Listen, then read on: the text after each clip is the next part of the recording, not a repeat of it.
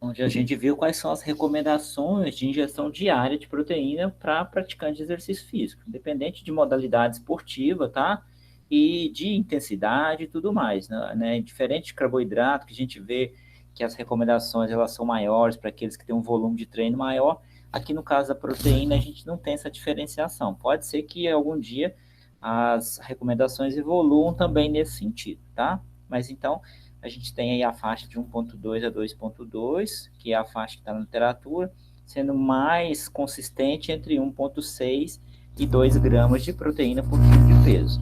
De qualquer maneira, a gente percebe que são valores diferentes daqueles que a gente utiliza para pessoas sedentárias, são valores superiores, tá?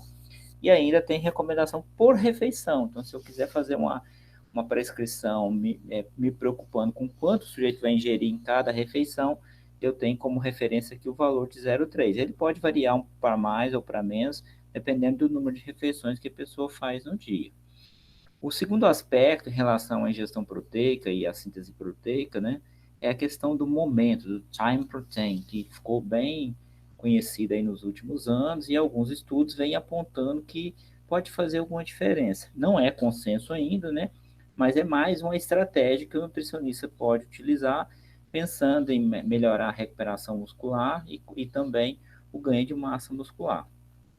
A gente tem na literatura já bastante estudos que avaliaram a síntese proteica após o exercício, né, considerando a refeição pós-exercício, mostrando, né, resultados positivos em relação à síntese proteica. Assim que eu termino o exercício, eu faço uma refeição que tem uma certa quantidade de proteína, né, a gente viu lá aquele estudo que mostrou que com 20 gramas de proteína de alta qualidade já seria suficiente para maximizar a síntese proteica, ou a gente pensando num valor por quilo de peso que é até mais adequado. Então, isso tem sido consistente. Estudos também, aí são menos, mas tem já uma certa consistência, mostrando que aumentar a injeção de proteína aqui antes de dormir, principalmente proteína de absorção lenta, os estudos que fizeram isso trabalharam com suplementação de caseína, tá? Que é a principal proteína do leite, né? É uma proteína de absorção bem lenta mesmo. Isso ingerido antes de dormir, numa quantidade de 30 a 60 gramas, pode minimizar o catabolismo proteico durante o jejum noturno.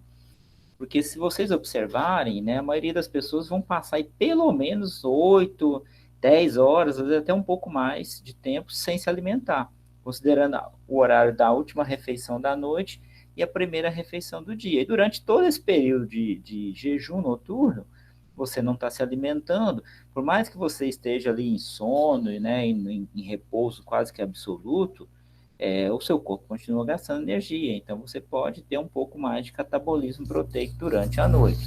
E aí essa última ingestão de proteína iria minimizar. Antigamente tinha fisiculturista que acordava de madrugada para comer, para não ficar muito tempo em jejum, né? Até um certo exagero isso. Mas é uma estratégia que está aí, que também pode ser pensada em utilizar, tá? E tem sido observado que a distribuição da ingestão de proteína ao longo do dia, ela pode afetar o balanço proteico. Né? Se a gente, eu vou mostrar alguns estudos aqui para vocês, e vocês vão perceber o seguinte, que o natural nosso não é fazer uma ingestão proteica equilibrada em todas as refeições. A gente concentra mais a proteína em uma refeição ou outra, tá? O que eles estão sugerindo aqui é que se você equilibrar mais essa ingestão de proteína, dividir ela de maneira mais igual entre as refeições, isso pode ser um fator positivo para melhorar a síntese proteica e a longo prazo, obviamente, maximizar o ganho de massa magra, tá? Então, um estudo que investigou isso, que ficou clássico, é esse estudo aqui do Areta, de 2013, onde ele observou, né, se a distribuição da injeção de proteína num período de 12 horas após o treino, se ela alterava a síntese proteica miofibrilar. Tá? O que esse sujeito fez? Ele pegou aqui 24 pessoas, homens treinados, tais saudáveis, dividiu esses homens em 3 grupos de 8, e após uma sessão de treino, nas 12 horas seguintes, ele forneceu 80 gramas de whey protein isolada para eles, tá? Durante essas 12 horas. Só que aí ele dividiu essa whey, ele forneceu essa whey de maneira diferente. Então, um grupo, ele forneceu 40 gramas logo após o exercício, imediatamente após o exercício, e mais 40 gramas 6 horas após o exercício. E ele avaliou a síntese proteica durante 12 horas, tá? Um segundo grupo, ele ofereceu 20 gramas após o exercício, mais 3 horas 20 gramas, mais 3 horas 20 gramas e mais 3 horas 20 gramas. Ou seja, ele forneceu 20 gramas de 3 em 3 horas. E no último grupo, ele ofereceu 10 gramas de proteína a cada 1 hora e meia. Então, esse aqui foi um grupo pouco fracionado, esse teve um fracionamento intermediário, e esse aqui foi muito fracionado. A cada 1 hora e meia, eles consumiam 10 gramas de proteína, tá bom? Nos últimos dias lá, nos últimos 3 dias antes de fazer os testes, eles tiveram a dieta controlada para diminuir os efeitos da ingestão alimentar normal deles, né? E olha só o que a gente teve de resultado, tá? Então, aqui em cima, a gente tem, né, a síntese proteica muscular aqui no repouso. Aí a gente tem depois, no período de 1 a 4 horas, aí o que a gente observa aqui no período de 1 a 4 horas, né? Há um aumento da síntese proteica aqui nos dois grupos, nos 3 grupos, né? Só que de maneiras um pouquinho diferentes, né? Olha só, esse primeiro aqui, que é a barra escura, é o grupo que recebeu 40 gramas, depois mais 40 gramas. O cinza é que recebeu 20 gramas a cada 3 horas, tá? E o branquinho aqui é que recebeu 10 gramas a cada 1 hora e meia. O que a gente observa? Todos eles há um aumento em relação ao repouso, certo? Só que o que está diferente aqui, ó? Se a gente pega o grupo que recebeu 40 gramas, depois foi consumir mais 40, 6 horas depois, olha só, ele aumenta nas primeiras 4 horas. Quando está entre 4 e 6 horas, já caiu bem a síntese proteica dele. E com 6 horas, ele toma mais 40 gramas, e repara que a síntese proteica não sobe muito. Então, ele teve uma síntese proteica aqui maior no início, depois ela caiu, e mesmo ele dando outra dose depois de 6 horas, ela não subiu tanto. O grupo que recebeu 10 gramas a cada 1 hora e meia, observa o seguinte, que ela sobe e ela fica praticamente estável, tá? Olha só, eu vou só arrumar essa linha aqui para vocês verem melhor, tá? Repara que ela está bem estável, né? E esse grupo aqui também.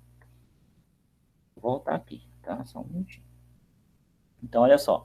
O grupo que recebeu 10 gramas a cada 1 hora e meia, a síntese proteica subiu, logo no período após o exercício, e ela permanece mais ou menos estável durante as 12 horas. Ela cai um pouquinho aqui, mas a gente vai considerar que ela está estável.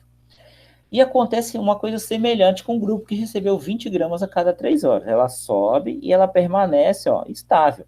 Diferente desse grupo que consumiu 40 gramas de uma vez e depois foi consumir 40 gramas só 6 horas depois. Então, o que a gente está vendo aqui? Que esse fracionamento muito longo, ele não foi tão interessante. E os fracionamentos mais curtos, de 3 e de 1 hora e meia, foram mais interessantes. E olhando a barra aqui em si, o que a gente observa? Né? Que esse grupo que recebeu de 3 em 3 horas 20 gramas, além de manter a síntese proteica estável durante as 12 horas, ele manteve ela num nível maior comparado a esse grupo aqui que consumiu 10 gramas a cada 1 hora e meia. Aqui embaixo a gente tem, né, a síntese proteica total do período de 12 horas. E aí o que a gente observa? Que esse grupo aqui apresentou uma síntese proteica maior em relação aos outros, indicando, né, que esse fracionamento de 20 gramas a cada 3 horas foi melhor comparado ao fracionamento de 40 gramas a cada 6 horas ou de 10 gramas a cada 1 hora e meia. Então, indicando aí que o fracionamento, a quantidade de proteína em cada refeição, pode fazer diferença. Um problema desse estudo aqui, né, que aí quando a gente pensa numa situação prática, ele é mais difícil para a gente transportar para uma situação prática. Por quê? Porque aqui o autor pegou e foi dando whey protein durante 12 horas após o exercício, que é uma coisa que é irreal, ninguém faz isso na vida prática, né? Na nossa vida, você pode até usar uma suplementação com whey, mas você vai colocar ali numa refeição e olhe lá, no máximo, talvez 2 refeições. Não é normal você ficar fazendo, só consumindo whey.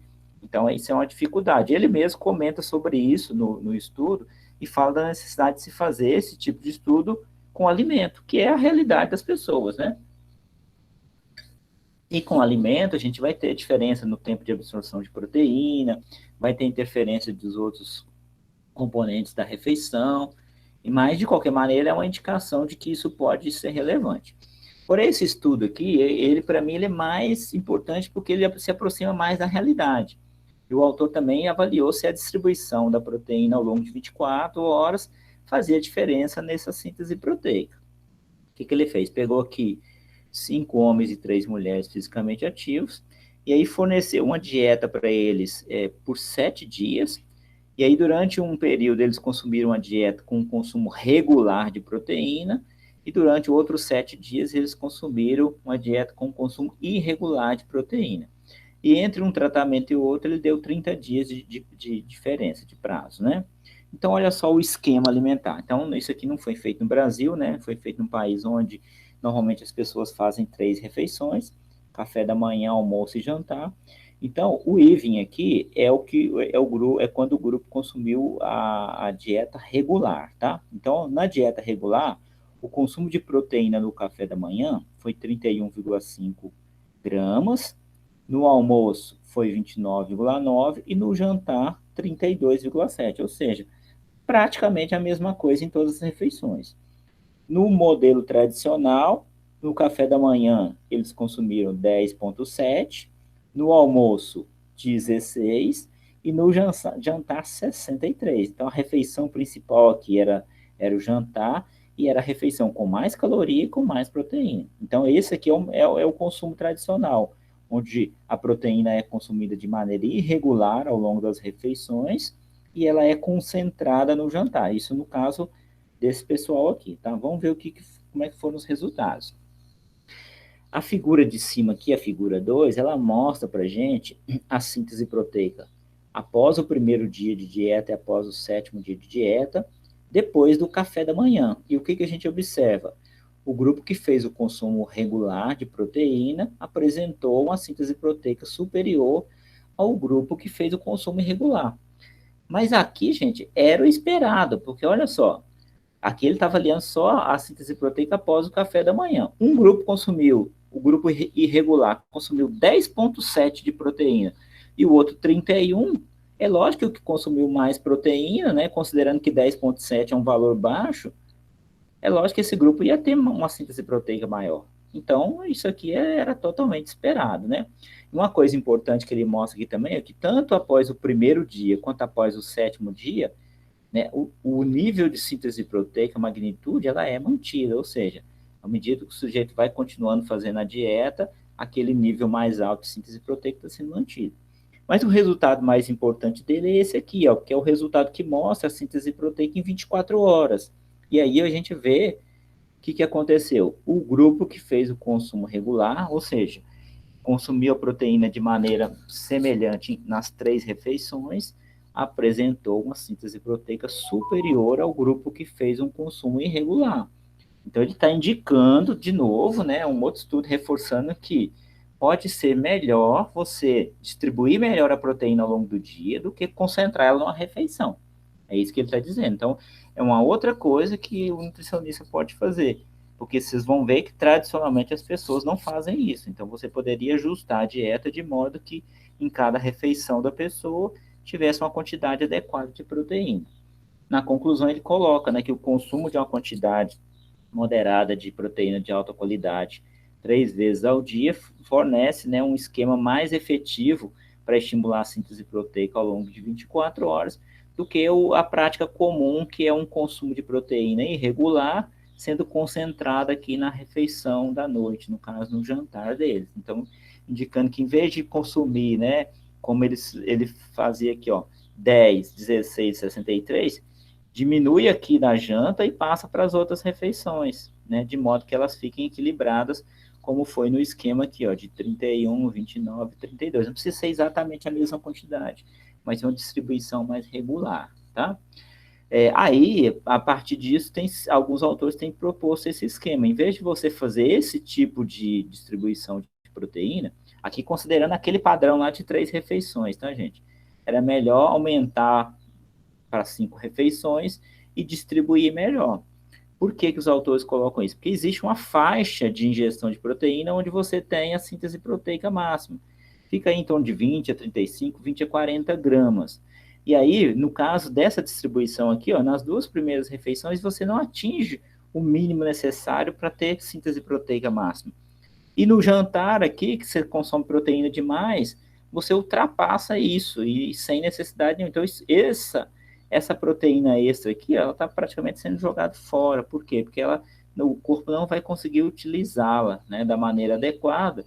E aí, se você tirar o excesso de proteína dessa refeição e passar para as outras, isso pode se tornar um esquema mais apropriado, principalmente em ganho de massa muscular e recuperação muscular, tá? Aqui tem um estudo, foi feito aqui em Lavras, né? Foi um aluno meu do TCC, que fez, inclusive, esse estudo aqui está sendo publicado, ele já foi aprovado agora recentemente, agora tem em agosto, saiu a aprovação da publicação dele, tá? Foi feito com universitários que praticavam musculação, e a gente avaliou isso, né? Como que era a distribuição da ingestão de proteína ao longo do dia. Então, pegamos as 6 refeições que as pessoas mais praticam aqui, que é o café da manhã, a colação, o almoço, o lanche da tarde, o jantar e a ceia. E aí, o que a gente observou? Então, primeiro, a proteína concentrada no almoço e no jantar, as duas principais refeições, né? E refeições como de jejum, colação, lanche da tarde, ó, nem se atinge o valor mínimo, tá? Na ceia chegou a atingir, mas porque muita gente até treina à noite e acaba fazendo uma refeição maior à noite. Mas, olha, em várias refeições não atinge. Então, assim, novamente a gente percebe um padrão de injeção de proteína irregular ao longo do dia, né? O que eu poderia fazer aqui para melhorar? Tirar um pouco de proteína do almoço, um pouco de proteína do jantar e colocar nas outras refeições para chegar nesse mínimo aqui. Ok? Então, essa é mais uma opção. Então, o que eu devo fazer sobre a ingestão de proteína, tá? Então, a primeira coisa que é já mais consolidada na literatura e que é recomendado é você priorizar uma quantidade total adequada, tá? Combinada com a ingestão energética adequada. Então, o que é a quantidade total adequada? É trabalhar dentro daquelas recomendações lá. Vocês viram que a gente tem de 1,2 a 2,2, e eu coloquei para vocês que de 1,6 a 2,0, né, a 2 gramas por quilo de peso, é o valor que se encaixa para a maioria das pessoas. Então, trabalha dentro daquele valor ali, oferta aquela quantidade ali para as pessoas que você vai estar provavelmente dando a quantidade, né, independente de horário que a pessoa está consumindo, a quantidade total adequada. Por quê? Porque uma quantidade total inadequada prejudica. Lembra lá daquele gráfico do Lemon lá, que mostra que uma quantidade abaixo do que é a necessidade da pessoa, ela não vai sintetizar toda a proteína que ela é capaz de sintetizar.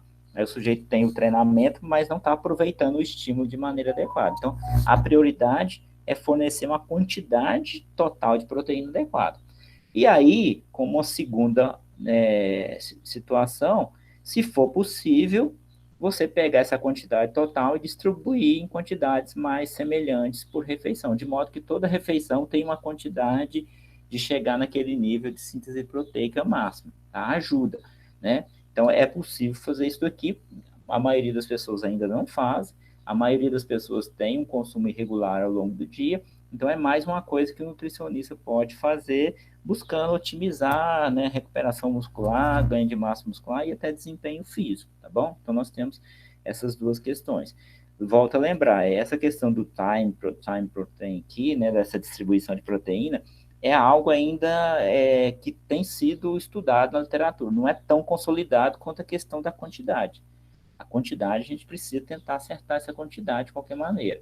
A distribuição, eu vou distribuir sempre que for possível, tá? E o terceiro ponto em relação à ingestão de proteína é a questão da qualidade da proteína, tá? Então, a gente deve pensar também em procurar fornecer proteínas de melhor valor biológico.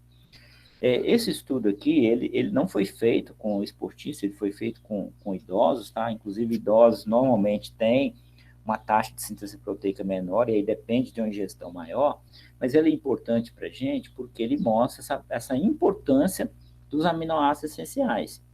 O que os autores fizeram? Eles pegaram 2 grupos de idosos e forneceram aqui para eles, tá? num momento, 18 gramas de aminoácido essencial, e num segundo momento, 40 gramas de aminoácidos totais. Então, se a gente observar, essa refeição aqui, ela tem mais que o dobro dessa. Qual que é o detalhe? Aqui eu tenho 18 gramas de aminoácidos essenciais, e aqui eu também tenho 18 gramas de aminoácidos essenciais.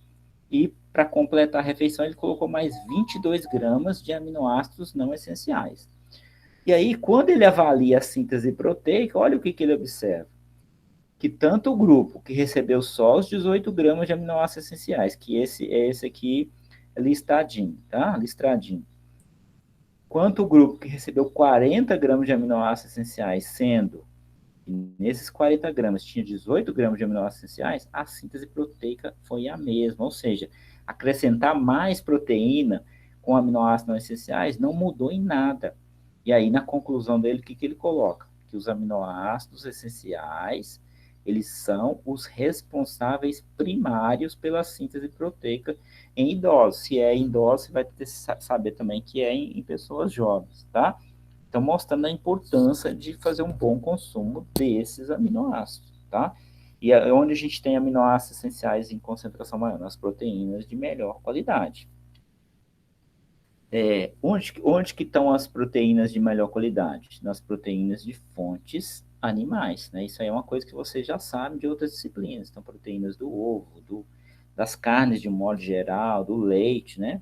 E nas plantas já a gente tem algumas intermediárias e algumas de baixa qualidade, tá? Nas plantas, todas têm algum tipo de deficiência. Então, por exemplo, nos cereais a gente tem deficiência de lisina, nas leguminosas a gente tem deficiência de metionina, né? Eu posso obter uma proteína de alta qualidade a partir de mistura de vegetais? Vocês sabem que pode, né?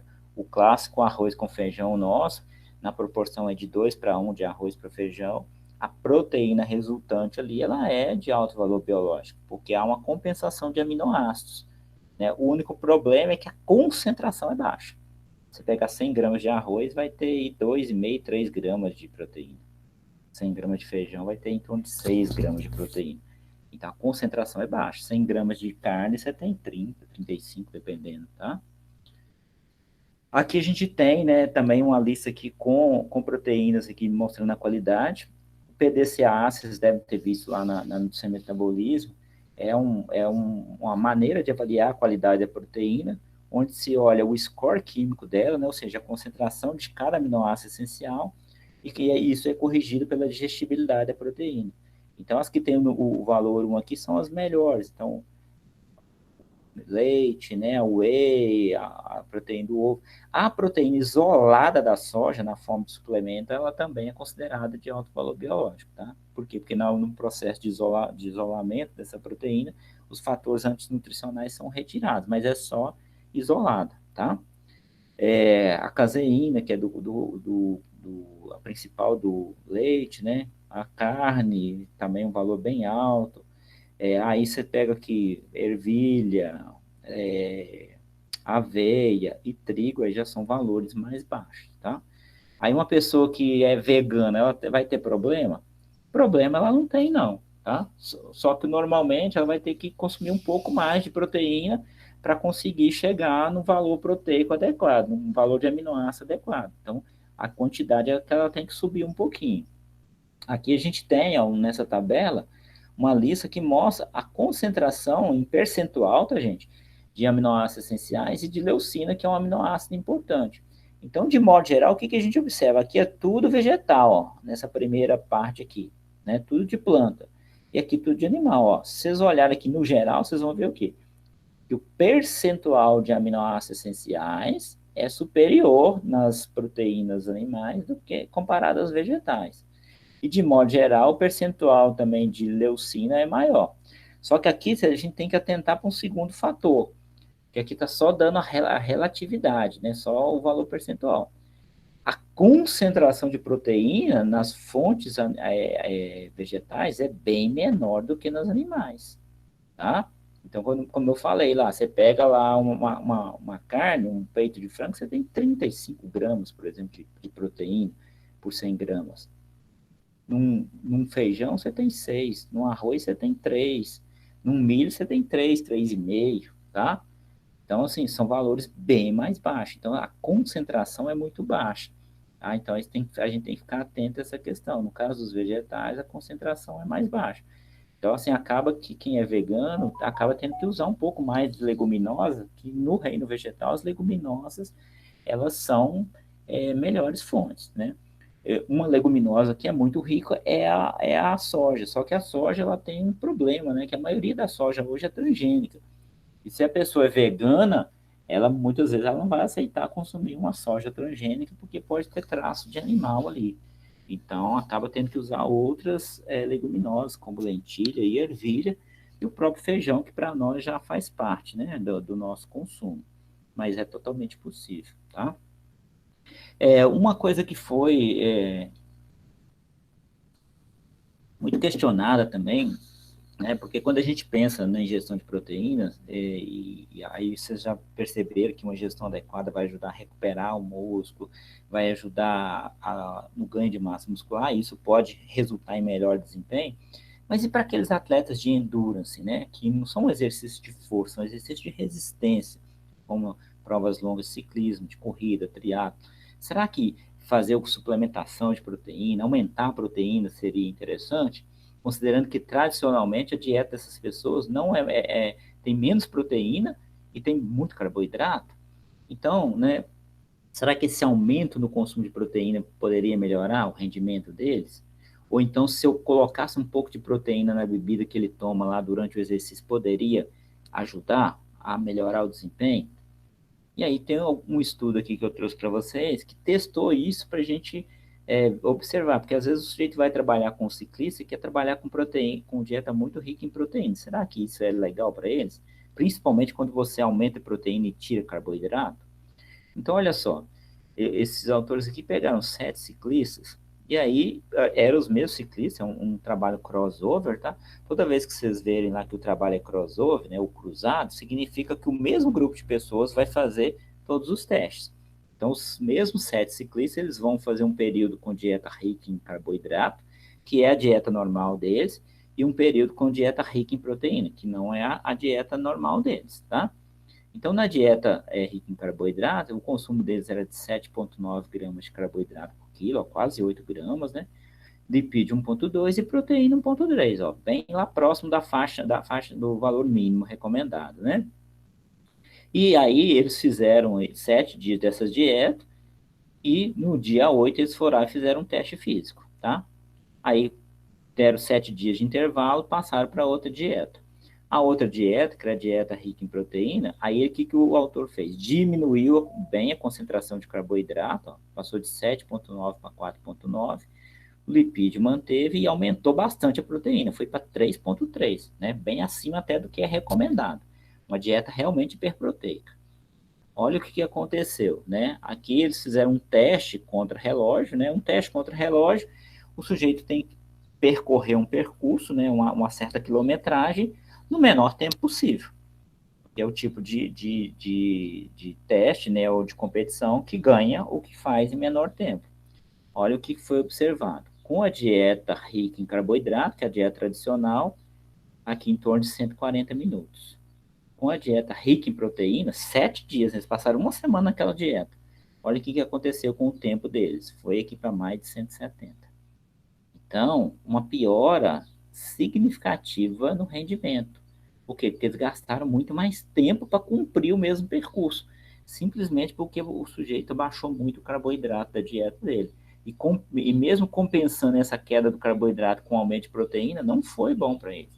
Então, esse sujeito aqui, o foco ali tem que ser uma ingestão de carboidrato muito boa. É lógico que a proteína é importante para isso, porque a proteína é importante para a recuperação muscular, para a reparação do dano muscular. Né? Inclusive, ali eles estavam ingerindo em torno de 1,3, podia ser um pouco mais, 1,5, 1,6, não tem problema, mas mantém o carboidrato do sujeito lá em cima. Tá? Daí ele fala aqui, né, que em resumo, os achados do estudo que mostram que 7 dias de uma dieta rica em proteína tem um significante efeito ergolítico, né, que é um efeito de piora de rendimento, comparado com a dieta que é recomendada para ciclistas de endurance. Então, não vai inventar de pegar um ciclista, um maratonista, um triatleta e ficar fazendo dieta muito hiperproteica e tirando carboidrato. Esse sujeito precisa comer carboidrato, tá? Uma questão aí agora importante, que foi até questionada ontem, é em relação à questão da função renal, né? Que é algo que a gente já escuta há muito tempo na nutrição. Será que uma dieta rica em proteína, ela é prejudicial à função renal? Né? Primeira coisa que não está bem clara, eu tenho uma maneira de pensar, que eu vou colocar aqui agora, né, mas não está bem claro, é o que seria uma dieta hiperproteica. Né? Então, eu já vi na literatura autores falando de dieta de 1,3, 1,4 como hiperproteica. Eu não entendo dessa forma. Eu entendo da seguinte maneira: a dieta hiperproteica é aquela que fornece mais proteína do que o recomendado. Então, se eu der para um sedentário uma dieta de 1,2, 1,3 de proteína por quilo de peso, essa dieta é hiperproteica para aquele sujeito. Por quê? Porque a recomendação máxima dele é 1 grama por quilo de peso. Então, estou dando mais do que recomendado. Agora, se eu pego um esportista e estou dando até 2,2, eu vou considerar norma proteica. A literatura não definiu isso, né, de maneira clara. Por quê? Porque está dentro do valor recomendado. Agora, se eu der 2,3, 2,5, 3, 4, aí para mim ela passou a ser hiperproteica. Essa é a minha maneira de pensar, tá? Porque se vocês começarem a investigar na literatura, vocês vão ver muita discordância em relação a isso. Mas, de qualquer maneira, será que é prejudicial? Então, por exemplo, a ISSN, que é aquela Sociedade Internacional de Nutrição Esportiva, ela diz o seguinte, que não há evidência de prejuízo na função renal dentro das doses recomendadas.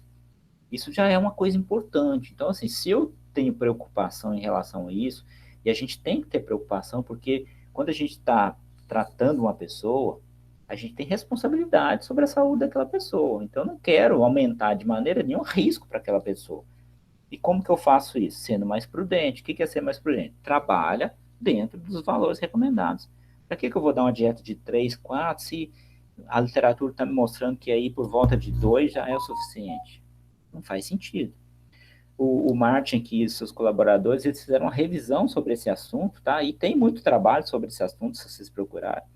E ele coloca aqui, né, que as alterações renais induzidas pelo aumento da ingestão proteica são provavelmente um mecanismo adaptativo normal. Porque o que acontece? Às vezes, a filtração glomerular sobe um pouco, mas isso seria uma adaptação normal, ela não pode cair, né? Porque existe um limite. Isso considerando pessoas saudáveis, tá? Eu vou mostrar alguns trabalhos aqui para a gente ter uma noção sobre o assunto. Então, por exemplo, nesse estudo aqui, foi um estudo feito com dieta rica em proteína, né? Chegou a 3,4 gramas de proteína por quilo de peso. A finalidade não era a questão da função renal, mas como ele avaliou a função renal, eu peguei para a gente observar.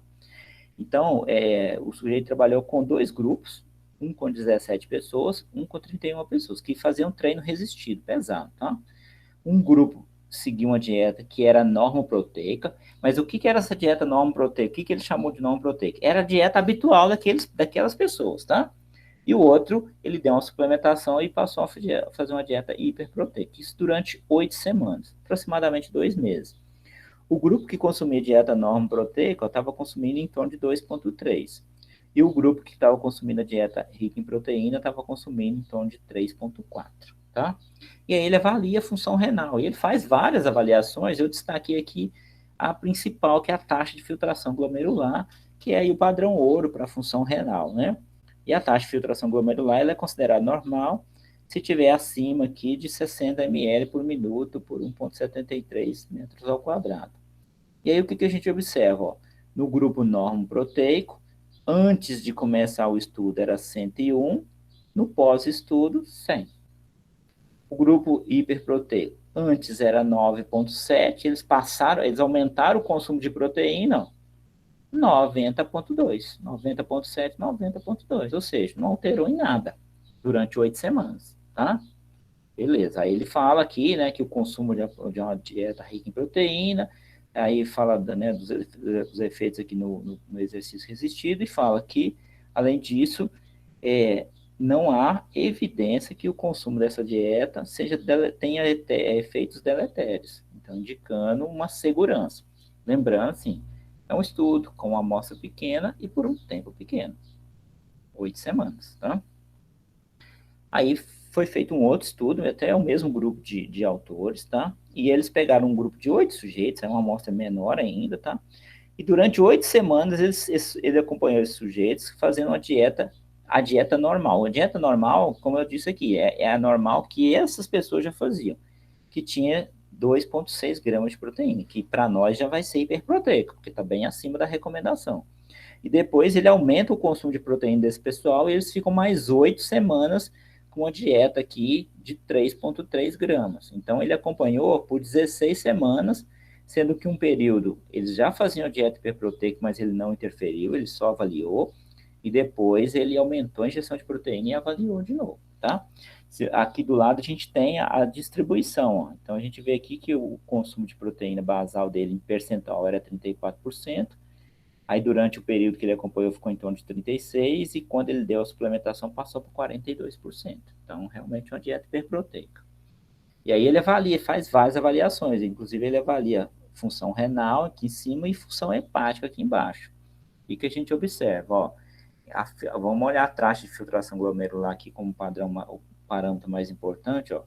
No basal ele estava com 96, durante o normal 102, 101. Então uma variação insignificante. As enzimas hepáticas aqui, ó, nenhuma alteração também.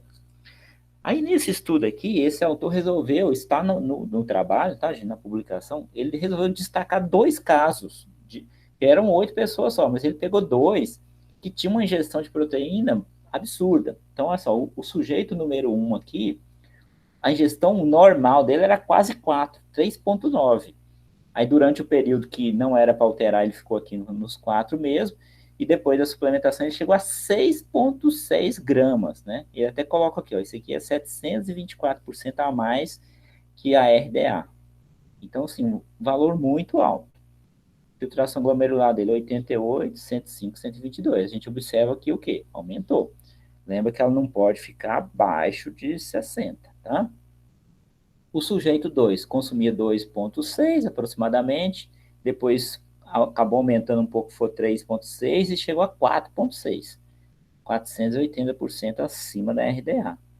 Olha só, era 125, manteve 126, depois caiu um pouquinho, não alterou. Então, assim, ele está mostrando aqui que pode ser que essa dieta hiperproteica ela não seja deletéria, tá? Aí você pode até pensar assim, olha, mas vamos pensar nesse sujeito, um aqui, ó. Tudo bem, não é deletéria, mas houve um aumento da filtração glomerular, está indicando que o órgão está trabalhando mais. Será que se ele fizer isso por 10, 20, 30 anos, isso não pode trazer algum desgaste extra para o órgão? É um pensamento, assim, lícito, entendeu? Você pode pensar dessa maneira. E é um absurdo esse consumo aqui, ninguém precisa desse consumo. Então, isso aqui é uma tolice que essa pessoa está fazendo, né? Nós não vamos, eu espero que nunca vi uma dieta de um nutricionista com esse tipo de ingestão de proteína, chegar a 6 gramas por quilo de peso. Então, isso aqui é o exagero do exagero. Então, não precisa. O meu conselho é o seguinte: trabalha dentro dos valores recomendados. Quer ter segurança? Trabalha dentro dos valores recomendados. Não fica inventando. Se o sujeito quer consumir por conta dele, a vida é dele e a gente, infelizmente, não tem o poder de decidir pela pessoa. Mas você pode orientar e mostrar que não é necessário aquilo lá, tá? Mas aparentemente, no curto prazo, o que a gente tem é isso, que ela não traria prejuízo para a pessoa saudável, tá? Então, o que a gente poderia concluir, pelo menos por hora, né? Que uma dieta hiperproteica, se o sujeito tem doença renal, você não vai usar. Aí você vai trabalhar com as recomendações específicas para quem tem a doença renal, né? Vocês vão estudar dieta terapia, não sei se já estão estudando doença renal, acredito que ainda não. Lá vocês vão ver com os professores quais são, né, as recomendações para quem tem, por exemplo, insuficiência renal. Se o indivíduo é saudável, aí a gente tem 2 situações: que não há evidência de prejuízo no curto prazo. Então, se por algum motivo, tá, eu resolver trabalhar com a dieta um pouco mais hiperproteica, que seja de curto prazo, porque no curto prazo, aparentemente, realmente não tem problema. E no longo prazo, eu não sei dizer. E ninguém sabe, tá? Então, assim, se eu consumir uma dieta hiperproteica por 10 anos, vai me trazer prejuízo? Não sei. Por 20 anos? Não sei. Por quê? Porque estudos de longo prazo é muito difícil de fazer, gente. Eu vi uma vez um documento da sociedade australiana dizendo que até mais ou menos 2,7 seria seguro. Mas a gente não tem evidência e certeza. É uma sombra que a gente tem. No longo prazo, eu não sei dizer. E uma outra coisa que vocês têm que pensar e ter a mente aberta é o seguinte: doença renal, gente, é doença multifatorial. Então, assim, é muito difícil você colocar a culpa em alguma coisa. Quais são os dois principais fatores de risco para doença renal crônica, por exemplo? Diabetes e hipertensão. Aí, às vezes, você conhece uma pessoa que consumiu dieta hiperproteica a vida inteira e não teve nada. Então, tá com o rim funcionando bem. Aí, ó, o jeito come muita proteína, não tem nada. Mas, às vezes, o que aconteceu? Aquela pessoa faz dieta hiperproteica, que pode ser um fator de risco mais leve, mas pode ser. Só que, por outro lado, ela faz exercício constantemente, ela mantém o peso adequado, ela não tem os problemas associados à obesidade, como, por exemplo, resistência à insulina, próprio diabetes, pressão alta, a pressão dela, tudo é normal. Então, ela pode estar agregando um fator de risco, por um lado, mas por ter hábitos saudáveis, outros hábitos saudáveis, ela está diminuindo o risco. E aí uma coisa pode compensar a outra. Né? Como eu disse, diabetes e hipertensão são muito mais perigosos para desenvolver doença renal do que consumo de proteína. Né? Mas não faz sentido, né, e vocês já viram aqui nessa aula, você ficar trabalhando com dietas muito ricas em proteína. Não faz sentido. Tá? Em algumas situações, pensando no esporte, pode ser que momentaneamente você faça. Então, por exemplo, o sujeito lesionou, teve uma lesão muscular e vai ficar 3 semanas parado, praticamente só fazendo fisioterapia sem exercício. O que acontece? Você tirou o estímulo físico do sujeito. Tirou o estímulo, a tendência é para o sujeito começar a perder massa magra. Então, tem alguns trabalhos indicando o seguinte: nesse período aí de recuperação de lesão, que o sujeito está menos inativo, se você subir um pouco mais a proteína, mas não é demais, é chegar aí 2,5, 3 gramas por quilo de peso. Você pode ajudar a manter a massa magra nesse período de menos atividade. Então, seria uma coisa assim, muito pontual e em prazo muito curto. Não é um estilo de vida. Eu vou consumir a partir de amanhã 4 gramas de proteína por quilo de peso o resto da minha vida. Não é isso. Né? Trabalha dentro da recomendação. Né? Aqueles valores lá entre 1,6 e 2, principalmente, ó, vai bem, vai tranquilo e com bastante segurança. Tá bom? Ok? E em relação a suplementos, né? Os suplementos proteicos, gente, são os mais vendidos no mundo, tá? Dentro dos suplementos esportivos, os suplementos proteicos são os que mais vendem e que dão muito lucro também para a indústria, né? Quais seriam as possíveis vantagens, tá? Eu coloquei alguns aqui, se alguém pensar em alguma vantagem diferente, pode também se manifestar aí. Então, primeiro, uma coisa que realmente é vantagem, praticidade, né? Então, você põe ali, geralmente são pó, você coloca ali numa coqueteleira, acabou o exercício, por exemplo, você mistura com água e toma. Em 5 minutos, 3 minutos, você já tomou e já fez uma refeição. Né? Eu estou viajando, eu estou dentro de sala de aula, eu estou num local que não vai dar para eu pegar, preparar um alimento, fazer uma refeição tal, com alimento. O suplemento ele tem praticidade, isso é uma verdade. Outra coisa, segurança microbiológica. Né? Pode parecer uma coisa boba, mas, por exemplo, eu não quero tomar suplemento nenhum e vou fazer marmita, vou levar para todo lado, beleza, tá tudo ok. Só que você tem que ter algum cuidado, né? Eu vou levar uma marmita para comer na UFA lá no meio da tarde. Aí você vai, se você não tem uma bolsa térmica, já começa a complicar. Se você não tem como chegar lá e colocar numa geladeira, refrigerar, já pode te dar alguma complicação. Então, você tem que ter cuidado na preparação e no armazenamento. Tá? Então, tem que ter esse tipo de cuidado. A gente tem proteínas de alto valor biológico concentradas e isoladas. Então, assim, mas se eu comer uma carne, eu tenho também proteína de alto valor biológico? Tem. Mas a diferença é que no suplemento a concentração é muito mais alta. No whey, você pode ter 80% de proteína. O que é isso? Em cada 100 gramas de produto, você tem 80 gramas de proteína. Isso não existe alimento. Alimento que vai ter mais é em torno de 35%. Tá?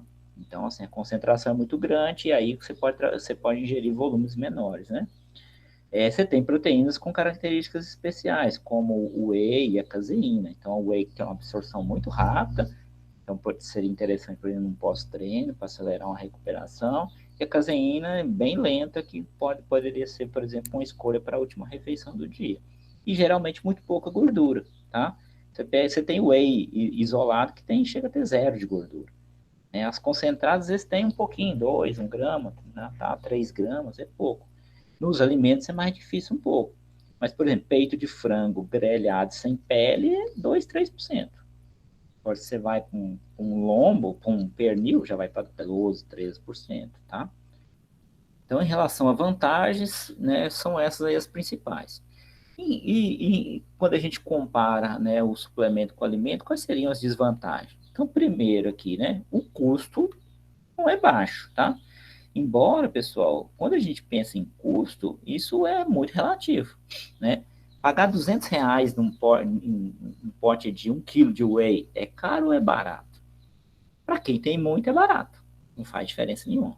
Para quem não está conseguindo nem pagar a mensalidade da academia, é muito caro. Para quem não tem nenhum tênis direito para treinar, é muito caro. Então, tem muito atleta, né, que não tem recurso para ficar comprando suplemento. Encarece a dieta. Às vezes o sujeito deixa de treinar. Eu conversei com um rapaz uma vez na academia, já tem uns 2 anos. E ele foi de um nutricionista, e aí até era um nutricionista famoso na época, tal. Não era aqui em Lavras, não, tá? É numa cidade grande. E ele falou assim, ó, eu não consegui fazer a dieta, porque a dieta ficou muito cara, ele me deu um monte de suplemento, eu gastava quase R$ 500 de suplemento. Então, não faz sentido, né, gente? Então, custo pode ser um problema, tá? Mas depende, igual eu falei, depende do bolso da pessoa. O sabor, normalmente, não é muito bom, mas tem pessoas que comem até ração, se você der. Então, isso depende muito. O que é mais gostoso? Um peito de frango grelhado ali com um açafrão, tá? Um temperinho, ou um shake de whey. Então, assim, aí também é outra coisa relativa, mas para mim o alimento é muito mais saboroso do que o suplemento, nem que se compara. E o que é pior, né? E que faz a gente pensar 10 vezes antes de consumir o suplemento e de prescrever, é a qualidade. Será que a qualidade é confiável, tá? E aí a gente tem problemas em relação a isso. E um deles é a presença de substâncias proibidas, tá? E isso leva ao risco de doping. Um atleta, se imagina você tem um atleta lá que compete, né, em nível nacional, internacional, e esse atleta, de vez em quando, tem que fazer exame de doping. Se ele começa a tomar um suplemento, uma whey, por exemplo, e aí você olha o rótulo, tá lá tudo ok, não tem nada, não tem nenhuma substância proibida declarada no rótulo. Mas tem uma substância lá que não está declarada. E aí? Esse sujeito toma, é pego no antidoping, como é que você vai fazer? Então, fica atento, porque a Agência Mundial Antidoping, ela tem alertado constantemente para evitar o uso de suplemento por causa disso.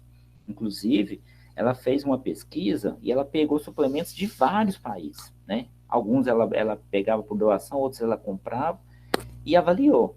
Em torno de 10 a 15% dos suplementos tinha alguma substância proibida, tá? E assim, não declarada no rótulo. Porque se tiver declarado no rótulo, o cara colocou no rótulo lá, efedrina, colocou lá, esteroide anabolizante. Pronto, você não compra aquele ali, mas não é declarado. E aí você não sabe, entendeu? Então, assim, e não foi essa pesquisa não foi feita só em país onde não tem controle, não. Foi feito em país de primeiro mundo, Estados Unidos, Inglaterra, França, Holanda, Austrália, Alemanha, tá? Então, assim, não é 100% confiável. O que a gente recomenda, né? Pensando no nutricionista que vai prescrever. O ideal é sempre fazer o seguinte: é sempre pegar, tá? E aí a pessoa compra 2 potes. Então, vou prescrever um whey para um atleta meu lá, que é um atleta olímpico. Ele vai competir, tá se preparando para ir para a Olimpíada. Então, vai comprar whey? Compra 2 potes, obviamente da mesma marca e do mesmo lote. E guarda um. Então, consome um e guarda um. Isso na prática, às vezes a pessoa não faz, porque gera custo, né? Mas o ideal é fazer isso. Por quê? Porque aí, se ele tiver algum problema de doping, ou pego no doping, se achar não tem nada, esse cara não consumiu nenhuma outra coisa, pode ser que esteja no suplemento, você tem um pote lacrado daquilo que ele consumiu. Então, aí manda fazer análise para ver se realmente era o suplemento, porque senão não tem como fazer. E, obviamente, que o atleta tem que estar consciente disso. Inclusive, é bom o nutricionista fazer um termo, pedir para ele assinar. Você sabe que pode ter risco de ter uma substância contaminante. né? Eu lembro, por exemplo, o César Cielo, ele foi pego no doping, não sei se vocês lembram, antes da Olimpíada, se eu não me engano, da China. E ele era o melhor atleta olímpico do Brasil, era cotado para ganhar medalha de ouro, né? Tomando um suplemento de cafeína manipulado, tá? Então, o negócio é complicado. Além dessa questão do doping, tem a questão da qualidade do produto em si. Porque quando você pega, né, a gente se baseia no rótulo. Se eu vou fazer uma prescrição de one whey, o quanto que eu vou prescrever para o sujeito vai ser baseado na informação nutricional que está no rótulo, tá? E aí, ó, tem sido feito algumas avaliações da qualidade desses produtos e mostrando problemas. Então, por exemplo, esse daqui já é mais antigo, 2014, a Anvisa fez e ela proibiu a venda de 20 marcas, ó. Todas essas aqui. Por quê? Porque aquilo que estava escrito no rótulo não batia com o que estava lá dentro. Então falava, por exemplo, que tinha 80% de proteína e tinha 60, 50. Aí você está dando, achando que você está dando a quantidade adequada de proteína e ele está comendo mais carboidrato. E isso é uma realidade. A Anvisa fez, ó, o Proteste fez também, né? E aí ele até fala aqui, ó, surpresa que apenas 6 produtos trazem corretamente os valores de proteína e carboidratos em seus rótulos. O Inmetro fez uma também. Se vocês pesquisarem no YouTube, vocês vão achar lá uma reportagem que passou no Fantástico do Inmetro, mostrando isso sobre a irregularidade nesses produtos. Então, assim, a gente que é consumidor fica de mãos atadas, né? É complicado. E olha só, o ano passado, o pessoal da UFO fez, tá? Aqui, ó, teste do Whey Protein. Até uma professora lá do Departamento de Química e uma ex-aluna nossa, a Evelyn, participou dessa pesquisa aqui. Então, eles pegaram o Whey tanto de marcas internacionais quanto de marcas nacionais e avaliaram. E todas deram fora do padrão. Né? Ou seja, aquilo que estava no rótulo não estava condizente com o que estava lá dentro do produto. Então fica difícil, né, para a gente confiar nesses produtos. Tem muitos produtos disponíveis? Tem. Se ele for de boa qualidade, ele tem seu valor? Tem seu valor. Agora, como é que você vai saber? Eu não ponho a mão no fogo por nenhuma marca. Porque, né, por mais que uma marca, essa daqui custa R$ 200, não é possível que ela vai ser fraudada. Quem garante, né? E ainda tem um detalhe importante que muitas vezes não é comentado. Essas avaliações que eu mostrei para vocês, o que o pessoal avalia? Avalia a quantidade total de proteína. Então, por exemplo, eu lancei uma whey. Estou falando para vocês que minha whey tem uma concentração de 80% de proteína. Aí você pega e manda para o laboratório para avaliar a quantidade de proteína. E o laboratório avalia, ela fala, deu 82%. Esse Wilson é gente boa mesmo. Ele fala que tem 80%, mas ele está te dando até mais. Mas aí eu preciso saber uma outra coisa. Tudo bem, a quantidade de proteína está correta, mas será que a qualidade é daquela que eu estou comprando? Ou seja, o que está ali dentro é o whey mesmo? Porque existem outras maneiras de fraudar um produto. Né? Eu posso pegar, colocar um pouquinho de proteína de soja, um pouquinho de albumina, que são proteínas mais baratas, e aí você vê lá o total de proteína, dá certo, você acha que o produto é confiável. E, na verdade, ele está te entregando a quantidade de proteína que ele promete, mas não está te entregando na qualidade que ele promete, porque a qualidade da whey é diferente da albumina e de outras proteínas, como a de soja. Então, isso pode acontecer. Então, assim, infelizmente, a gente sofre com isso, tá? Por isso que a gente tem que valorizar muito mais o alimento e muito menos o suplemento. Quer usar? Usa, mas assim, usa de maneira bem parcimônia mesmo, com bastante parcimônia, sem exagero, porque a chance de ter algum problema ela não é pequena, tá? O que vem sendo mostrado é isso. É lógico que a gente tem que acreditar que tem empresas sérias e tudo mais, mas o consumidor precisava ser mais respeitado. Mas para ser mais respeitado, ele tem que exigir, senão a gente não vai ser, tá? Vou falar um pouco aqui de albumina e de whey, que são dois suplementos importantes, tá? Então, a albumina, né? O que é albumina? A albumina é a proteína da clara do ovo. Como que o fabricante faz a albumina? Ele pega a clara do ovo e desidrata e pasteuriza para não ter problema microbiológico, principalmente com salmonela. É uma proteína de alto valor biológico, excelente, tá? Em termos de composição. Tá? E só que a gente tem que ter atenção em relação a ela. Primeiro, que a concentração de proteína geralmente é bastante variável. Então, às vezes, o sujeito achei uma albumina barata e nem olha o rótulo, na hora que ele vai ver, ele comprou uma albumina que tinha só 50% de proteína, 60%. Eu já vi até com 88%, tá? Então, varia muito esse percentual e isso o sujeito tem que olhar. E você, como nutricionista, tem que saber. A gente não deve indicar marca para a pessoa comprar, se for indicar, tem que indicar pelo menos 3, mas se a pessoa comprou, antes dela começar a consumir, ela tem que te falar, eu comprei albumina tal, manda o rótulo, ela manda a imagem do rótulo para você falar, então dessa daí você vai tomar tanto. Por quê? Porque você quer que ela consuma uma determinada quantidade de proteína. Algumas pessoas têm flatulência, né, com o consumo, mas se consumir em quantidade adequada, isso também é minimizado, tá? Será que eu deveria consumir o suplemento ou a clara do ovo? Eu tenho essa opção no caso da albumina, em vez de comprar o suplemento, tá? Não, isso, a gente não tem essa opção no caso da whey, mas no caso da albumina, em vez de comprar o suplemento, eu posso trabalhar com o alimento, com a clara do ovo. Então, uma clara de ovo de 30 gramas, aí também varia um pouquinho, né, gente? Porque clara de ovo o ovo tem os maiorzinhos, tem os menorzinhos. Aqui considerando um ovo de mais ou menos 45 a 50 gramas, que teria mais ou menos 30 gramas de clara, tá? Aí, de acordo com a TACS, ele teria 4 gramas de proteína. Então, se eu quero fazer uma refeição pós-treino com clara do ovo, para um sujeito aí que precisa de mais ou menos 20 gramas, eu colocaria 5 claras de ovo, tá?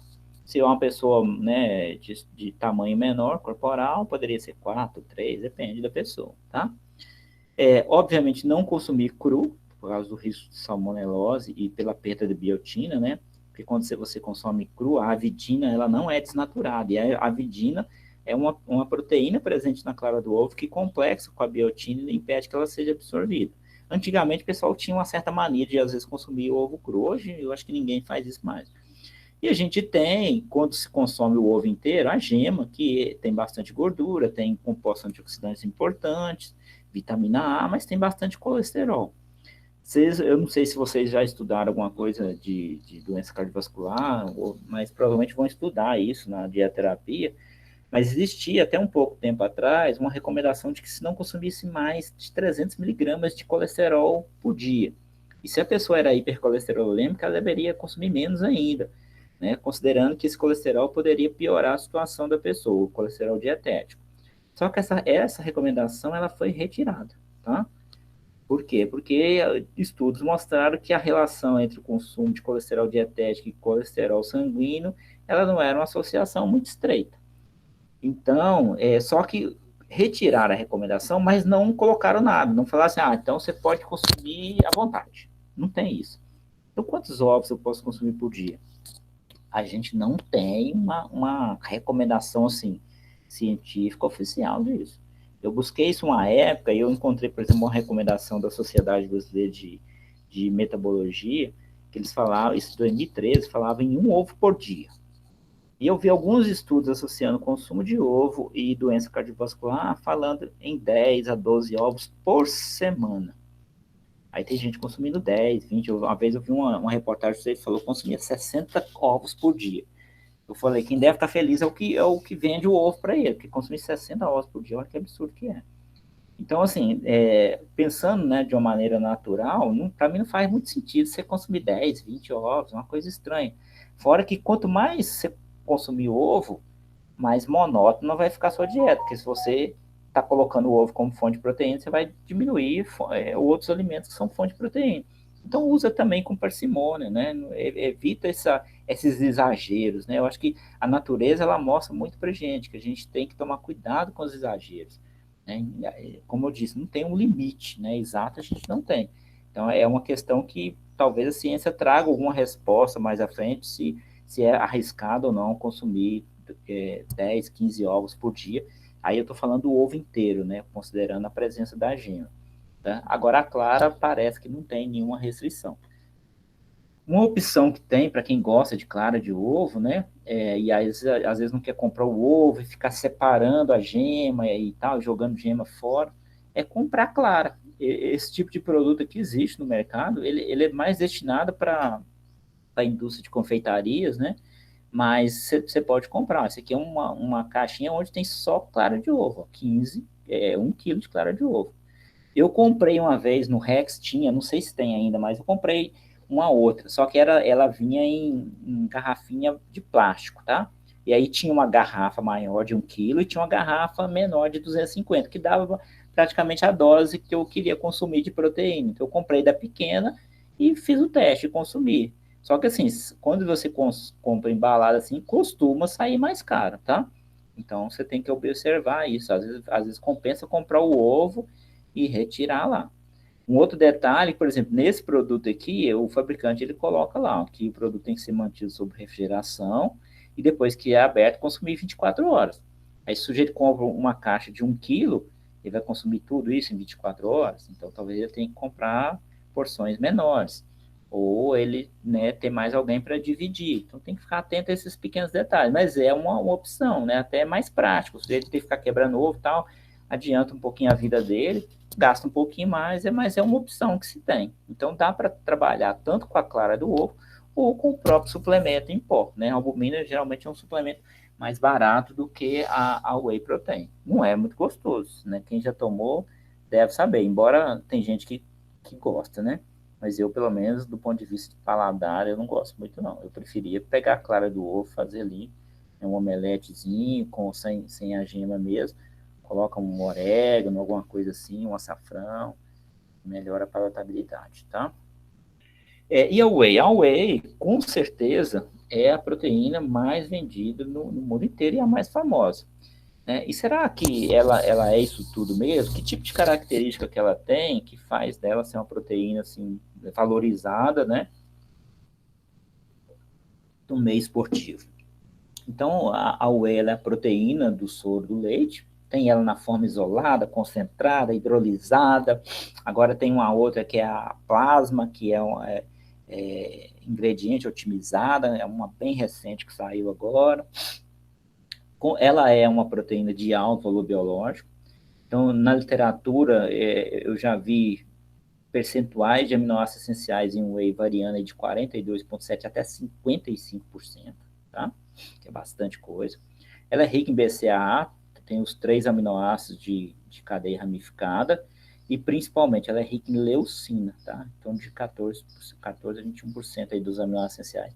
E uma dose de whey de 30 gramas do produto, que dá em torno aí de 24 a 25 gramas, tem leucina o suficiente para induzir a síntese proteica máxima, tá? Vai ter em torno de 3 a 3,5 gramas de leucina. Então, tomei whey, eu preciso tomar leucina, preciso tomar BCA? Não, pelo amor de Deus. Tá? Por quê? Porque ela já tem tudo isso aqui.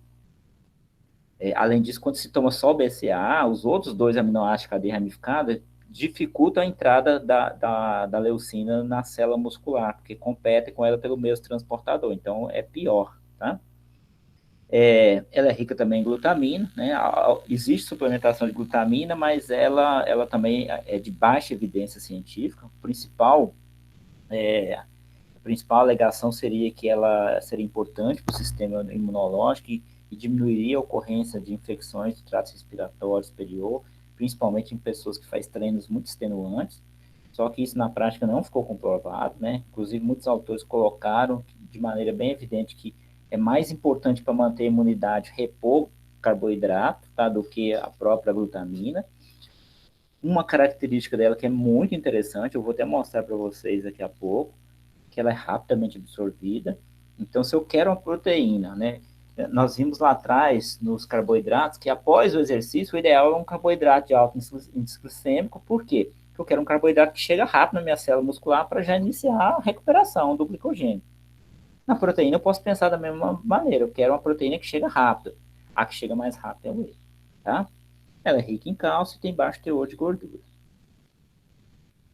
Então, a gente tem ela de diversas maneiras, tá? Mas qual que é a diferença entre elas? A principal diferença é o preço. Se vocês entrarem aí na internet e olhar, vocês vão ver assim, pega de uma mesma marca, tá? O whey concentrado e o whey isolado. Vocês vão ver que na composição as diferenças são pequenas. Então, por exemplo, você vai pegar lá uma isolada, aí, uma concentrada, aí vai ter normalmente em torno de 24 gramas, 23 gramas de proteína em 30 gramas do produto. Aí você vai na isolada, esse valor vai subir para 26, 27, então sobe uns 10%, tá? Em 30 gramas. Aí você vai olhar carboidrato. A concentrada tem um pouco mais de carboidrato, a outra vai ter menos, às vezes até zero, tá? A isolada. Aí você vai para gordura. A concentrada tem um pouquinho mais, mas é pouco, vai ter assim 1 grama, 2 gramas de gordura numa porção dessa, entendeu? Carboidrato também é pouquinho, é 1 grama, 2, 3, e a outra vai ter menos. A isolada sempre vai ter menos. Então, assim, algumas pessoas alegam que, assim, eu gosto mais da isolada, não só para aquela questão de ter um pouquinho mais de proteína, que na prática vai fazer diferença. Se você consumir uma quantidade adequada, a gente já sabe que o extra não faz diferença. Mas porque ela tem uma tolerância gástrica melhor, porque, por exemplo, tem menos lactose. Ok. Mas, assim, eu raramente ouvi alguém falar assim, eu tomo whey e sinto desconforto gástrico. Eu, todas as vezes que eu consumi a concentrada mesmo e nunca tive esse problema. Então, e a diferença de preço, eu acho que não justifica. Então, assim, na média, você vai ver que a diferença de preço é mais ou menos uns 50%. Então, se uma custa 100, a outra vai custar uns 150. Então, será que vale a pena pagar mais? Né? Mas volto a falar, essa questão de custo também é variável, né, gente? Tem pessoas que R$ 50 não é nada, é igual um centavo.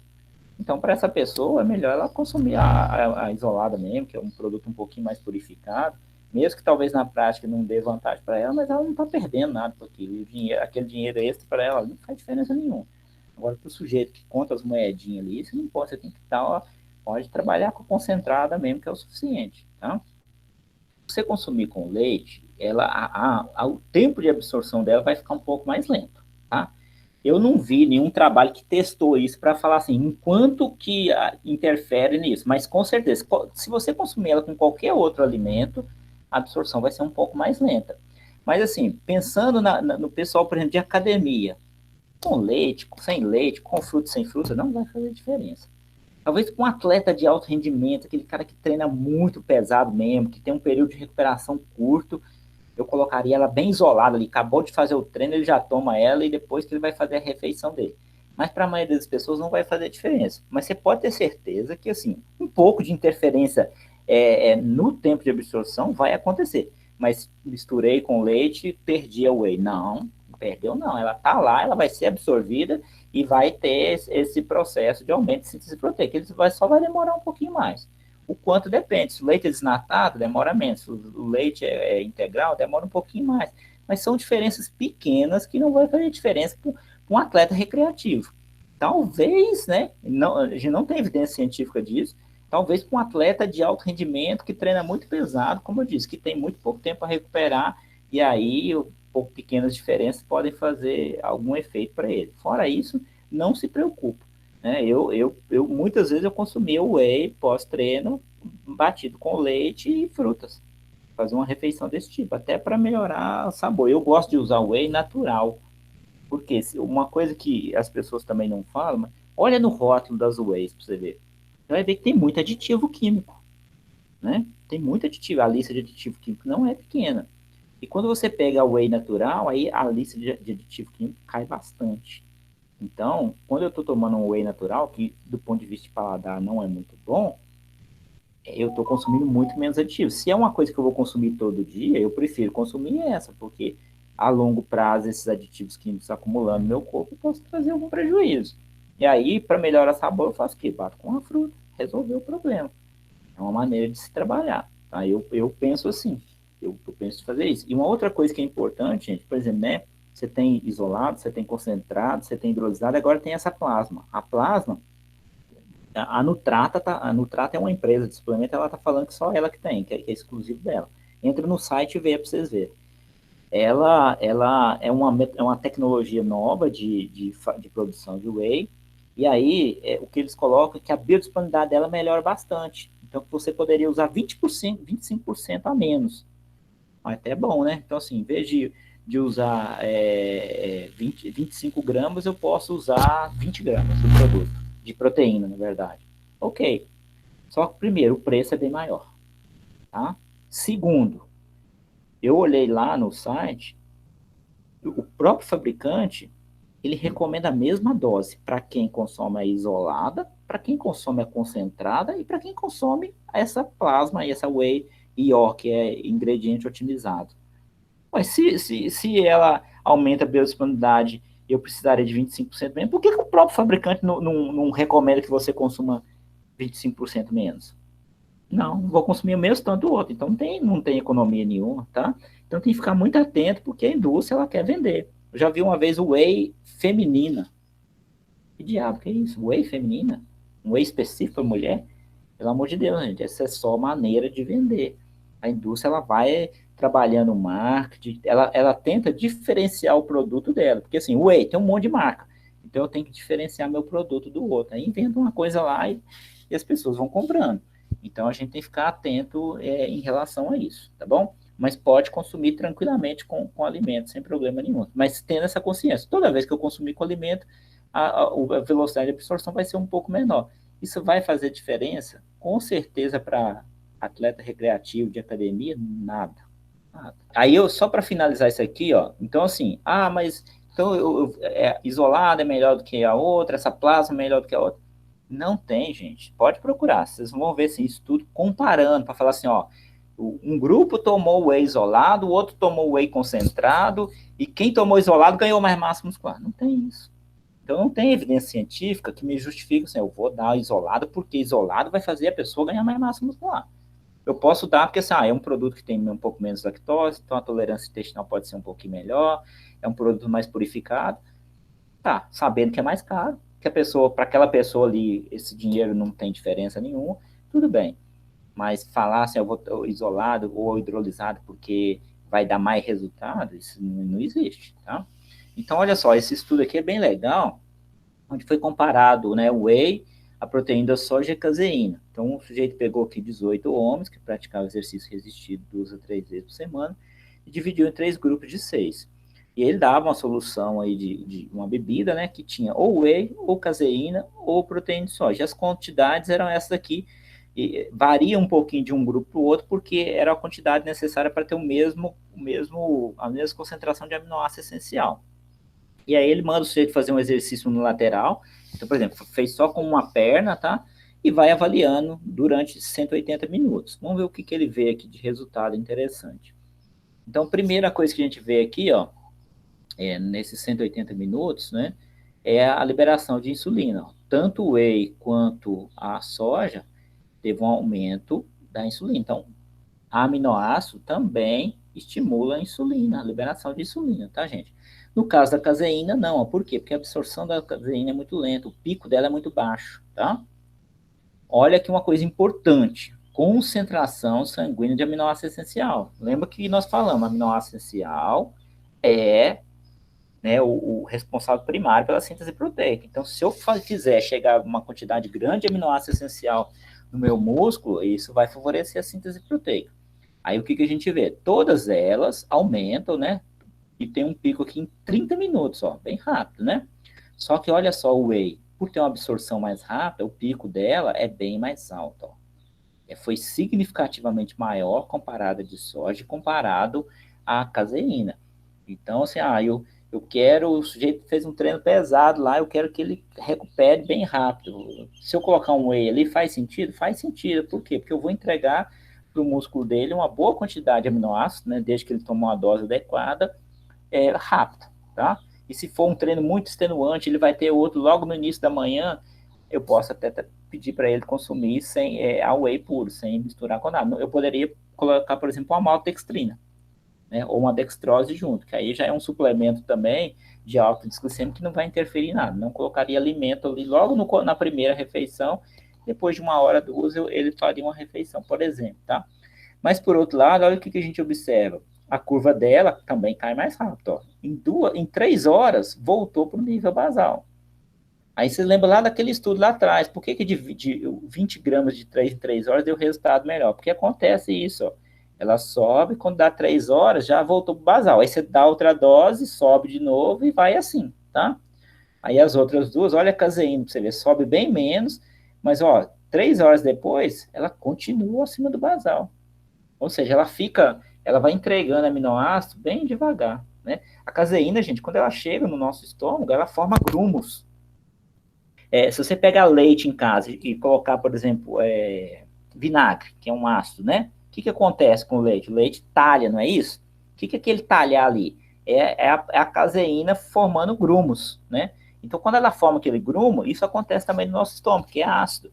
E aí, a ação das enzimas digestivas é muito mais lenta. Por quê? Porque aquela caseína que está dentro ali daquele grumozinho, ela não está sofrendo ação. As enzimas vão digerindo ali de fora para dentro. Então, demora mais o processo. Então, a caseína vai liberar aminoácido por 6, 8 horas, tá?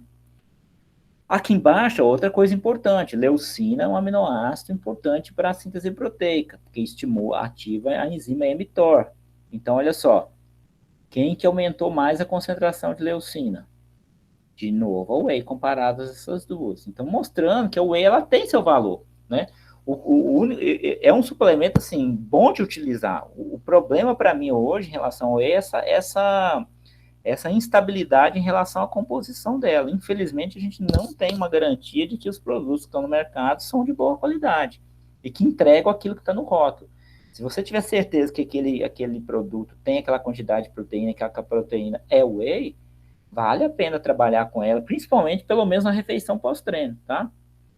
E aqui ele mostra a questão da síntese proteica. Então, a síntese proteica foi significativamente maior naquele período ali, tá, gente? 3 horas, quando se tomou o whey, comparado com as outras duas proteínas, tá bom?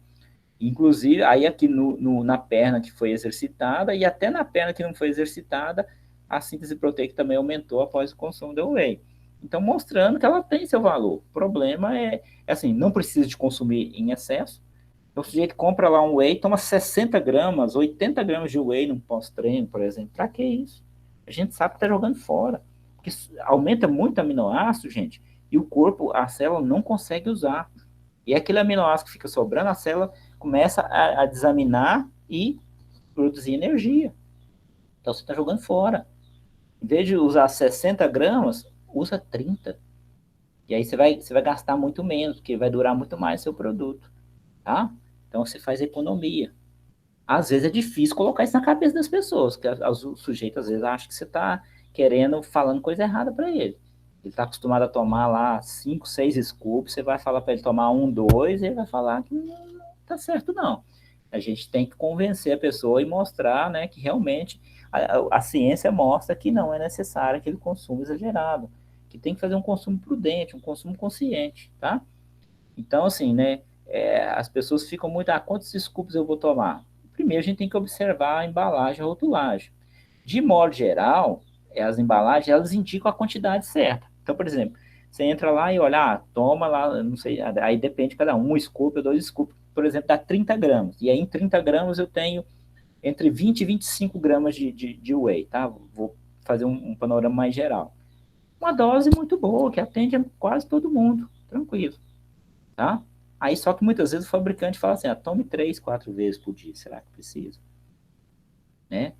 É ali que ele tenta ganhar, então induz a pessoa a tomar mais vezes por dia. Mas a dose em si, geralmente, eles indicam correto. Aí a pessoa que tem que ter, e a pessoa tem que tirar da cabeça da pessoa aquela ideia de que quanto mais, melhor.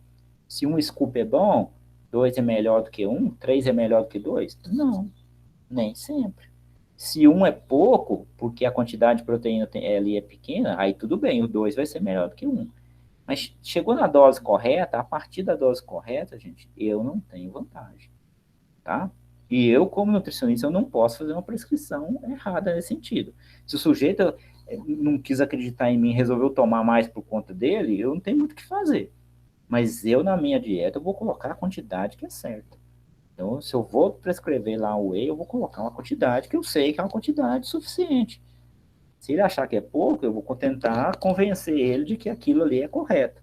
Se ele tomar escondido por conta dele mais, é ele que está fazendo. Não tem como controlar, não estou na casa do sujeito. Tá? Então, a gente tem que batalhar nesse sentido, para que as pessoas, se optarem por usar suplemento, que façam um uso consciente, que não consumam quantidades excessivas. Só isso daí já ajuda bastante. Né? Porque tem muita gente consumindo, assim, de maneira totalmente equivocada. E isso é problemático, né? Se as pessoas que consumissem doses adequadas, já melhorava muito, né? E diminuía muito o risco de acontecer qualquer problema, tá? Algumas considerações finais importantes sobre proteína. Então, primeiro, que as pessoas fisicamente ativas, elas se beneficiam de um aumento da ingestão de proteínas. Então, eu não vou dar para quem treina a mesma quantidade que eu dou para quem é sedentário. Todas as pesquisas foram feitas, isso é um consenso na literatura. Pelo menos 1,2 para cima, tá? Pode ser que alguma pessoa, tá? Porque recomendação, gente, não é necessidade. Então, pode ser que alguém consiga chegar no balanço proteico positivo com 1,1 de proteína. Mas para que eu vou arriscar, né? coloca 1,2, 1,3 pelo menos, que não é um valor alto. E aí eu garanto um pouco mais que a pessoa vai estar recebendo a quantidade que ela precisa. Então, as recomendações aqui para a maioria dos atletas esportistas estão entre 1,2 e 2,2. Eu posso ter um atleta que precisa de mais de 0,2? Pode, gente. Tem um estudo, eu não coloquei aqui, tem um estudo do Philips também, que ele pegou atletas, foi um grupo pequeno, e avaliou a necessidade daquelas pessoas. Né? Teve pessoas que foi no laboratório 7 vezes e fez teste de síntese proteica com 7 doses diferentes de proteína. E aí o que ele mostra? Ele mostra primeiro que entre 1,6 é um valor que atende a maioria, né? De 1,6 a 2,2, e ele mostra, né? Ele mostra não, no gráfico lá, se você fizer uma leitura mais aprofundada, você observa o seguinte, que alguns chegam na síntese proteica, no balanço proteico positivo, com valores um pouco maior, por exemplo, 2,4, 2,5, mas é um ou outro atleta. Então, assim, eu estou dando 2,2 para o meu atleta e ele não está conseguindo ganhar massa muscular. A ingestão energética está adequada? Tá. Então, vou aumentar mais um pouquinho e ver se isso resolve. Mas são casos, assim, esporádicos. São as exceções da regra, tá? A maioria, no máximo, esse 2,2. Eu aconselho a começar com um teto de 2. Depois, se for necessário, você aumenta um pouquinho, né? E é fácil, né? Eu vou dizer para você assim, é muito fácil chegar dentro desses valores aí só com alimento. Principalmente quando a dieta é para ganho de peso, para ganho de massa muscular. Porque a dieta já é hipercalórica, então o volume dela é maior. O sujeito chega nisso daí fácil, sem usar suplemento nenhum. Tá? Ingerir quantidades adequadas de energia é importante para a síntese proteica, então a gente já viu isso. Às vezes o sujeito está consumindo uma quantidade adequada de proteína, mas não está ganhando massa muscular porque está faltando energia. Ingerir proteína próximo do treino antes e após, principalmente aqui após, pode favorecer hipertrofia e recuperação muscular, tá? A qualidade da proteína, né? Isso está relacionado aos aminoácidos essenciais, ela é importante para maximizar a síntese proteica. Tem alguns estudos, né, principalmente 2015 para cá, mas são poucos ainda, que mostraram a relação de consumo de proteína de origem animal, vamos entender como proteína de alta qualidade, com proteína de origem vegetal. Não existe uma recomendação para essa relação, mas o que a gente tem observado? Fica aí as proteínas de origem animal na faixa de 70% a 80% da proteína total ingerida, tá? Mas a gente ainda não tem muita informação sobre isso. Ingerir proteínas de absorção lenta, como a caseína, antes de dormir, reduz o processo catabólico durante o jejum noturno e pode contribuir para a hipertrofia muscular, né? Mas eu não quero dar suplemento de caseína, posso pôr produtos lácteos nessa última refeição. Após o treino resistido, a síntese proteica fica aumentada por até 48 horas. Então, por isso, a gente tem que pensar em fornecer durante todo o período de recuperação. Então, a refeição pós-treino é importante? Mas todas são importantes. Tá? Por quê? Porque o estímulo vai permanecer no longo prazo. Eu acabei de treinar agora, a refeição que eu vou fazer à tarde, a refeição que eu vou fazer à noite, a refeição que eu vou fazer amanhã de manhã, elas são importantes do mesmo jeito. Por quê? Porque o estímulo está presente. Se eu, ao longo do período de recuperação todo, eu fornecer quantidades adequadas de energia e proteínas, eu vou aproveitar esse estímulo. Não, acabou o treino, eu fiz uma refeição, às vezes tomei até um suplemento, mas as outras refeições minhas são todas desequilibradas, não adianta, tá? A ingestão excessiva de proteínas, isso significa o quê? Acima das recomendações, não melhora a síntese proteica. Então, a gente já viu lá, existe uma relação dose dependente e existe um platô.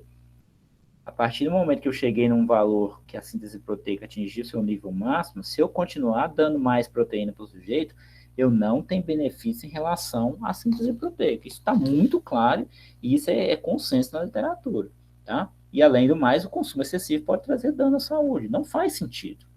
Para que eu vou dar uma dieta com 3, com 4, com 5, com 6 gramas de proteína por quilo de peso sem necessidade, tá?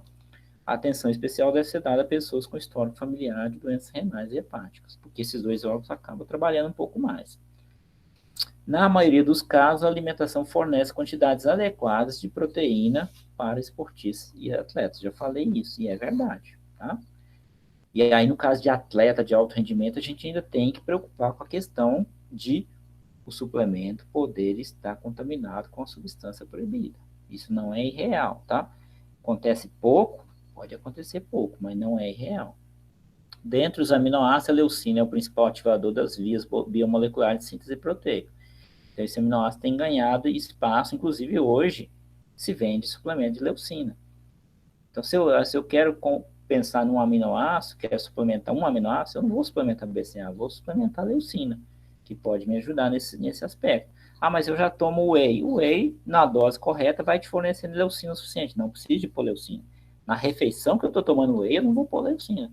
Ah, talvez eu colocaria, por exemplo, num café da manhã, num lanche da tarde, numa refeição onde a quantidade de proteína já é um pouco menor. E aí eu coloco a leucina para potencializar essa questão da síntese proteica, tá? Os suplementos proteicos, obviamente, tem que ser computado no cálculo do plano alimentar, né? Todo suplemento entra. Então, são essas as considerações.